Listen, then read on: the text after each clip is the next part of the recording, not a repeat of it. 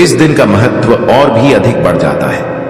पूज्य गुरु जी ने कहा है कि अगर कभी भी मौका लग जाए और पौष महीने की मासिक शिवरात्रि रविवार को पड़ जाए तो इस दिन आपको 11 गेहूं के दाने वाला उपाय जरूर करना चाहिए, क्योंकि ऐसा शुभ संयोग बहुत ही कम आता है। और दोस्तों, इसी दिन किया जाने वाला पंडित जी द्वारा बताया गया 11 गेहूं के दाने वाला उपाय आप लोगों को जरूर करना चाहिए।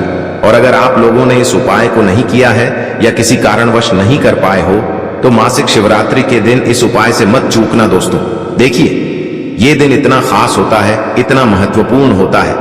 देखा गया है कभी कभी बड़े बड़े पूजा पाठ अनुष्ठान से जो मनोकामना पूर्ण नहीं होती है, वह पौष महीने के रविवार के दिन एक छोटे से उपाय करने से ही आपकी मनोकामना पूर्ण हो जाती है। और बहुत सारे लोगों ने इस उपाय को किया भी है और उनको इस उपाय को करने का फल भी जरूर मिला है। अगर आप लोग भी इस उपाय को रविवार मासिक शिवरात्रि के दिन करना चाहते हैं तो आप इस उपाय को पहले अच्छे से समझ लेना, सुन लेना, उसके बाद करना। आपको इस उपाय का फल जरूर मिलेगा। देखना आपकी सभी मनोकामनाएं पूरी हो जाएंगी। दोस्तों, हम आपको यहां पर बता दें कि यह जो 11 गेहूं के दाने वाला उपाय है, यह उपाय पंडित जी ने अपनी अभी की शिव महापुराण की कथा में ही बताया है। और इस उपाय को करने से आपके घर में चाहे किसी भी प्रकार की दुख और समस्या क्यों ना चल रही हो, आपको उसका कारण भी नहीं पता है कि भाई ये समस्या किस कारण से चल रही है। उसका कुछ भी कारण हो सकता है, जैसे पितृदोष हो सकता है, काल सर्प दोष हो सकता है, या किसी भी तरह का मंगल दोष भी हो सकता है। और भी बहुत तरह के दोष होते हैं, कुछ भी हो सकता है। पर आपको इस उपाय को करने के लिए अपने दोष को पता लगाने की भी जरूरत नहीं है। आपके घर में किस कारण से इतनी दुख और परेशानी आ रही है, वह भी आपको पता लगाने की जरूरत नहीं है। बस रविवार के दिन इस उपाय को कर लेना, क्योंकि इसी एकमात्र उपाय को करने से आपके पूरे घर परिवार में सुख और शांति हो जाएगी।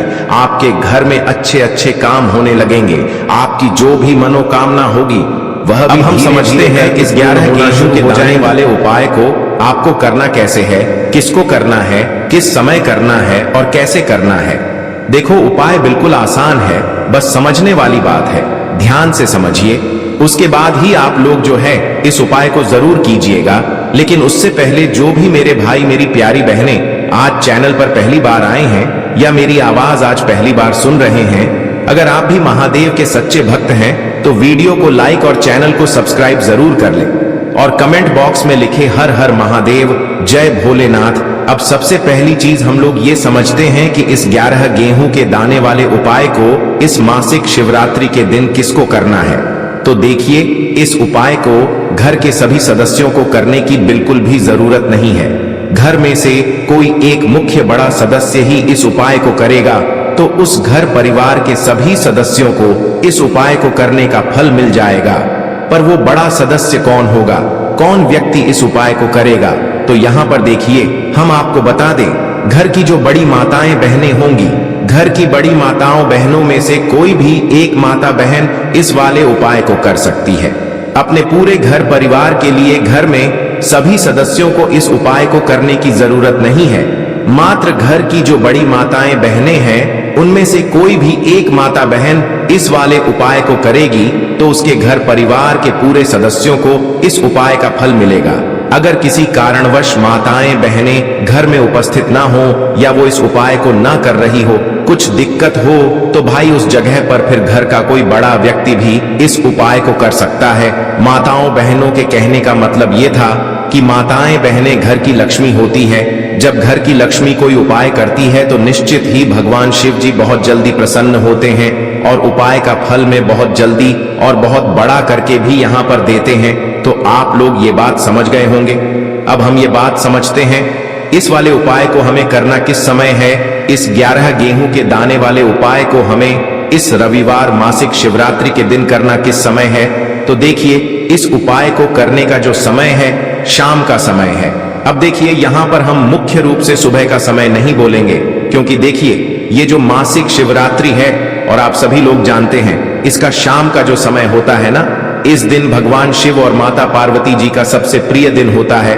तो आप लोग इस गेहूं के दाने वाले उपाय को शाम के समय में कर सकते हो। और देखो, अगर सुबह करोगे तो आप 8 बजे से 11 बजे के मध्य इस उपाय को कर सकते हो। और देखो, अगर शाम के समय कर रहे हो तो इस दिन जरूर शाम के समय का ध्यान रखना कि रात के 6 बजे से लेकर 7 बजे के बीच में अगर आप इस उपाय को कर सकते हो तो बिल्कुल कर लेना। पूरी कोशिश करना, आपको उपाय का फल जरूर मिलेगा। ये बात आपको समझ आ गई। अब बात करते हैं उपाय की। देखो, गुरु जी ने कहा है कि अगर रविवार के दिन मासिक शिवरात्रि पड़ जाए तो इस दिन आपको 11 गेहूं के दाने वाला उपाय तो अवश्य ही करना चाहिए। देखो, यह उपाय यदि आपके जीवन में कर्जा बहुत अधिक है, आपके जीवन में संकट बहुत अधिक रहते हैं, आपके ऊपर बहुत अधिक विपदा आ रही है, बार बार आपको अपने व्यापार में और अपने धन में हानि देखने को मिल रही है, यानी कि आपको प्रत्येक कार्य में हानि हो रही है, तो आपको यह उपाय करना चाहिए। देखिए, इस उपाय के लिए आपको 11 गेहूं के दाने आपको लेने हैं। ठीक है, 11 दाने लेने के बाद में आपको जरूरत होगी चावल के दानों की। 11 चावल के दाने और 11 गेहूं के दाने और चावल के दाने खंडित नहीं होने चाहिए। अब आप कहोगे, भैया गेहूं कहां से लेने हैं? देखो, आपको किसी भी किराना स्टोर पे गेहूं के दाने मिल जाएंगे, जाके ले लेना, ठीक है ना। 11 गेहूं 11 चावल के दाने लेने हैं। साथ ही साथ आपको एक तांबे का लोटा लेना है और उस तांबे के लोटे में आपको जल भरना है। जल आपका खुद के घर का होना चाहिए, मंदिर का नहीं होगा। अब आप ये सब सामग्री लेकर पहुंच जाओगे महादेव के शिवलिंग के पास में शाम के टाइम पे प्रदोष काल में। देखो, जब आप ये उपाय कर रहे हो तो अपना फेस रखना उत्तर दिशा, नॉर्थ डायरेक्शन की तरफ। अब यहाँ पे जो मैं आपको क्रम बताने जा रहा हूं ना, उस मेरे क्रम को बहुत ध्यान से सुनिए। महादेव को अगर कोई सबसे प्रिय है ना, तो उनकी सबसे छोटी पुत्री, जिनका नाम है माता अशोक सुंदरी, जो आपके पास में चावल के 11 दाने हैं ना, उन चावल के 11 दानों को माता अशोक सुंदरी के स्थान पर आपको अपना नाम और गोत्र बोलते हुए समर्पित कर देने हैं, है ना। चावल के दानों को रखने के बाद में जो आपके पास में तांबे का लोटा है ना, उस तांबे के लोटे को कहीं पे भी हम जल नहीं चढ़ेंगे। सिर्फ और सिर्फ माता पार्वती का जो हस्त कमल आपको दिख रहा है, यहीं पे गोल गोल आपको समर्पित करना है उसी जल को, और कहीं नहीं। ना तो माता अशोक सुंदरी के स्थान पर, ना तो शिवलिंग के ऊपर, सिर्फ आपको यहाँ पे गोल गोल जलाधारी पर आपको उस जल को समर्पित करना है। अब आपके पास में बचे हुए हैं 11 गेहूं के दाने और बचे हैं। उन्हीं 11 गेहूं के दाने को आपको अपनी मनोकामना अपने विशेष कहते हुए महादेव के शिवलिंग के ऊपर, अगर आप मासिक शिवरात्रि के दिन प्रदोष काल में समर्पित कर देते हैं तो आपकी जो भी मनोकामनाएं होंगी, जो भी विश होंगी, महादेव पूरी जरूर करते हैं। अन्न को समर्पण करने से, उस खासकर गेहूं को समर्पण करने से हमारी इच्छाएं पूरी होती हैं। और अगर वो दिन मासिक शिवरात्रि का दिन हो, तब तो इससे सुंदर संयोग कुछ भी नहीं हो सकता।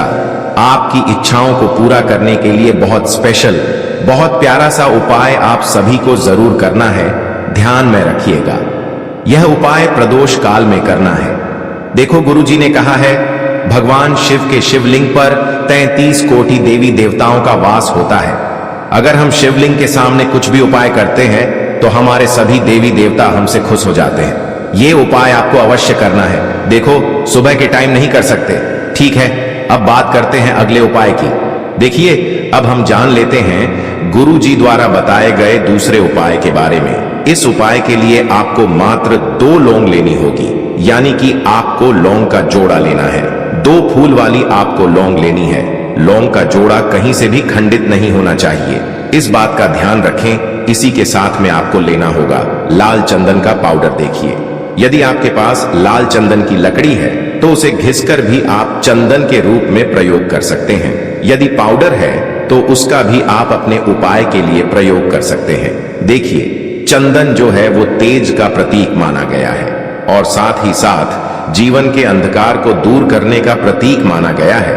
अब इसी के साथ में आपको मात्र 1 तांबे के पात्र के अंदर शुद्ध जल लेना होगा अपने घर से। अब दोस्तों, ये तीनों सामग्री लेकर के सीधे आपको पहुंच जाना होगा भगवान शिव के मंदिर में। देखिए, इसी के साथ मैं आपको एक गोल बाती का दीपक भी लेना होगा। दीपक आप मिट्टी का भी ले सकते हैं, शुद्ध घाटा मढ़कर उसका भी तैयार कर सकते हैं। और दीपक में आपको शुद्ध घी का प्रयोग करना है। लेकिन जैसे ही आप इन सभी सामग्रियों को मंदिर में लेकर के पहुंचेंगे, मंदिर में जैसे ही आप चौखट के वहां पर पहुंचेंगे तो मंदिर की चौखट के सीधे तरफ आप जो अपने साथ एक गोल बाती का दीपक लेकर के आए हैं, उसे आपको सबसे पहले तो प्रज्वलित कर देना है। यानी कि जैसे ही आप मंदिर की चौखट के वहां पर प्रवेश करते हैं तो उसके सीधे तरफ आपको ये गोल बाती का दीपक प्रज्वलित कर देना है। अब देखिए, जैसे ही आप यह दीपक प्रज्वलित करेंगे तो आपकी जो भी मनोकामना है उससे आपको बोल देना है। आप इस दीपक को इस प्रकार से प्रज्वलित करने के बाद इन सभी सामग्रियों को आपको शिवलिंग के पास में लेकर पहुंच जाना है। अब देखिए दोस्तों, आपके पास जो एक तांबे के पात्र के अंदर शुद्ध जल है, उसमें से आपको केवल आधा लोटा जल ही भगवान शिव के शिवलिंग पर अर्पित करना है। आधा लोटा जल आपको उसी पत्र के अंदर बचा लेना है। अब दोस्तों, आपके पास जो 2 लौंग हैं, यानी कि लोग का जोड़ा है, उससे आपको अपना नाम और अपने गोत्र को बोलते हुए आपकी जो भी समस्या चल रही है, आपके जीवन में जो भी परेशानी उत्पन्न हो रही है, उन्हें आपको बोल देना है। और ये जो लौंग का जोड़ा है, इसे आपको भगवान शिव के शिवलिंग पर अर्पित कर देना है। जैसे आप ये 2 लौंग शिवलिंग पर चढ़ाएंगे तो अपना हाथ जो है वहां पर आपको रखना है और महादेव से आपको प्रार्थना करनी है कि मेरे जीवन की ये जो परेशानियां हैं, ये सभी दूर हो जाएं। यानी कि आपके जीवन में धन की संबंधित परेशानी चल रही है, कर्ज की समस्या चल रही है, बच्चों का पढ़ाई लिखाई में मन नहीं लग पा रहा है, घर के जो आर्थिक संकट है वह सभी दूर हो, व्यापार आपका ढंग से नहीं चल पा रहा है, घर में रोग की स्थिति बनी हुई है, यानी कि जिस भी प्रकार की आपकी समस्याएं हैं उसे आपको महादेव से बोल देना है और महादेव से इन सभी समस्याओं को दूर करने के लिए आपको प्रार्थना कर लेनी है। अब देखिए दोस्तों, आपने जो 2 लौंग शिवलिंग पर समर्पित की थी, उससे आपको वहां से उठा लेना है और इन दोनों लौंग को आपको शिवलिंग से उठा करके सीधे उससे जल के पात्र के अंदर डाल देना है। यानी कि अपने आधा लौटा जल और बचाया हुआ था, उसी के अंदर आपको ये 2 लौंग डाल देनी है। और साथ में आप जो लाल चंदन लेकर के आए थे, उस लाल चंदन को भी आपको उसी पात्र के अंदर डाल देना है। यानी कि आधा लोटा जल और बचा हुआ है तो उसी आधे लोटे जल के अंदर आपको ये लाल चंदन भी डाल देना है। अब देखिए, इस आधे लोटे जल में है जिसमें अपने 2 लौंग डाली है, लाल चंदन डाला है, उसे सीधे लेकर के आपको पहुंचना है बेलपत्र के वृक्ष के वहां पर। देखिए, बेलपत्र का वृक्ष यदि आपके घर पर है तो वहां पर आपको आ जाना है। आपके घर के आसपास कहीं भी है तो वहां पर आपको पहुंच जाना है और उसके बाद आपका जो मुख है वह उत्तर दिशा की ओर होना चाहिए और उसके बाद आपको अपना नाम और अपनी गोत्र को बोलना है और पुनः अपने जो भी परेशानियां शिवलिंग के पास में बोली थी उन्हें आपको वापस से बेलपत्र के वहां पर भी बोल देनी है। और ये जो आधा लोटा जल और है, इससे आपको पूरा बेलपत्र के वृक्ष की जड़ में श्री शिवाय नमस्तुभ्यं इस मंत्र का जाप करते हुए समर्पित कर देना है। तो बस इतना सा उपाय आपको करना है।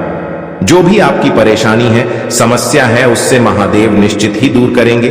अब दोस्तों, हम जान लेते हैं तीसरे चमत्कारी और विशेष उपाय के बारे में। देखिए, ये उपाय बहुत ही चमत्कारी है क्योंकि इस उपाय से आपके जिम्मे तेज की वृद्धि होगी, यानी कि जीवन से जितना भी अंधकार ही वो सभी दूर होगा। तो इस उपाय के लिए आपको मात्र 1 गुड़ का टुकड़ा लेना है। गुड़ का टुकड़ा आपके जीवन में तेज की वृद्धि करता है और साथ ही साथ आपके जीवन से जो अंधकार है उसे दूर करता है। इसी के साथ मैं आपको एक चावल दाना यानी कि अक्षत का दाना लेना है। ये चावल का दाना आपके जीवन में सुख शांति को लेकर के आता है, आपके जीवन में धन की जितनी भी परेशानियां हैं उन्हें समाप्त करता है। इसी के साथ मैं आपको मात्र एक हरा मूंग लेना है। हरा मूंग जो है वह बुध ग्रह को प्रसन्न करता है। देखिए, हरे मूंग का उपाय करने से बुध ग्रह मजबूत होता है और बुध ग्रह के मजबूत होने से बुद्धि, ज्ञान और विवेक की प्राप्ति होती है। तो ये तीनों ही सामग्री आपको एक एक लेनी है, यानी कि 1 गुड़ का टुकड़ा, 1 चावल का दाना, 1 हरा मूंग आपको लेना है। देखिए, हरा मूंग का दाना और चावल का जो दाना है वो आपको साबुत लेना है, खंडित नहीं होना चाहिए। और इसी के साथ में आपको मात्र एक तांबे के पात्र के अंदर अपने घर से शुद्ध जल ले लेना है। देखिए, अब इन सभी सामग्रियों को लेकर के सीधे आपको पहुंच जाना है भगवान शिव के मंदिर में। आप ये उपाय सुबह से लेकर के शाम तक किसी भी समय कर सकते हैं, लेकिन रविवार के दिन ही आपको इस उपाय को करना है। तो सबसे पहले तो ये जो एक गुड़ का टुकड़ा है, एक चावल का दाना है और एक हरा मूंग का दाना है, उन तीनों को आपको उस जल के पात्र के अंदर डाल देना है। लेकिन यह जो उपाय है आपके जीवन की सारी परेशानियों को दूर करने के लिए होता है। लेकिन विशेष मनोकामना तीनों सामग्रियों से ही आपकी परिपूर्ण हो जाती है। देखिए, यदि आपके जीवन तेज होगा तो सभी आपसे वार्तालाप करेंगे, सभी आपसे बात करेंगे और आपका जो मान सम्मान है वह बढ़ता है। और चावल का जो दाना है वह धन में वृद्धि करता है, मन की शांति के लिए होता है। और हरा मूंग जो है वो बुद्धि, ज्ञान और विवेक की प्राप्ति के लिए होता है। अब देखिए, यह जो एक पात्र है, इससे आपको भगवान शिव के शिवलिंग पर धीरे धीरे अर्पित कर देना है। श्री शिवाय नमस्तुभ्यम इस मंत्र का जाप करते हुए और तुम रुकेश्वर महादेव का मन में स्मरण करते हुए। लेकिन तुम रुकेश्वर महादेव का स्मरण करने से यह जो उपाय है और अधिक प्रभावशाली हो जाता है। तो तुम रुकेश्वर महादेव का स्मरण करते हुए यह उपाय करने से आपके जीवन में जो भी अशांति है वह सभी दूर हो जाएगी। तो इस प्रकार से आपको ये सुंदर सा उपाय कर लेना है। इसके बाद बात करते हैं तीसरे उपाय की। देखो, ये उपाय बहुत ही अचूक उपाय है जो आपको करना है। देखो, इस उपाय के लिए आपको 2 दीपक लेने हैं। देखो, दोनों दीपक आपको मिट्टी के दीपक लेने हैं। उसके बाद आपको दोनों दीपक को प्रज्वलित करने के लिए आपको लंबी बाती लेनी है। और ये दीपक घी और सरसों के तेल से दीपक प्रज्वलित करने हैं। ये सब लेने के बाद आपको लेना है एक कटोरी में कच्चा दूध थोड़ा सा लेना है। उसके बाद आपको लेना है 1 लोटा जल। देखो, गुरुजी ने इस उपाय के लिए बताया है कि ये उपाय आपको प्रदोष काल में करना है। कहते हैं कि बेलपत्र के वृक्ष में प्रदोष काल के समय में महादेव वास करते हैं। उस समय हम कोई भी उपाय करते हैं तो उसका फल हमें अवश्य मिलता है। देखो, अब ये सब सामग्री लेकर आपको प्रदोष काल में चले जाना है बेलपत्र के वृक्ष के वहां पर। देखो, वहां पहुंच जाने के बाद आपको सबसे पहले बेलपत्र की जड़ में सबसे पहले वो दूध जो आप लाए हैं उसे समर्पित कर देना है। उसके बाद आपको जो 1 लोटा जल जो आप लाए हैं वो आपको धीरे धीरे बेलपत्र की जड़ में समर्पित कर देना है।